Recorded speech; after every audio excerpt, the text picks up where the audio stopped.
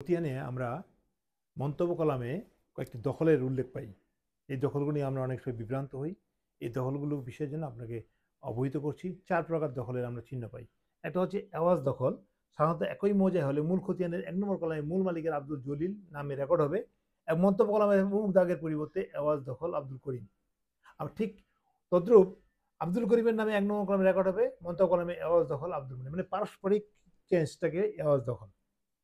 জোর দখল যদি ১২ বছর দিয়ে হয় বা আপনি নাই, আপনি দেশে বাইরে আছেন বা আপনি জমির খোঁজখবর রাখেন না, তখন এই জোর দখলের ডিগ্রি বিষয় বা কোর্টে রায় আছে তারপর দখল করছে, তখন এই জরিপের সময় মন্তব্য কলামে লেখা জোর দং বাংলা মুখ সন্নিহিত নোট হবে।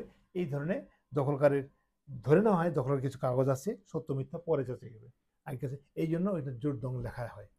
অনুমতি দখল যদি মূল মালিক কাউকে অনুমতি দেয়, মূল মালিক অনুমতি করবে যে দখল তার মন্তব্য কলামে মনে উঠবে, উক্ত প্রকার দখল মূল মালিক চাইলে দখলদার তার দখল ছেড়ে দিবেন।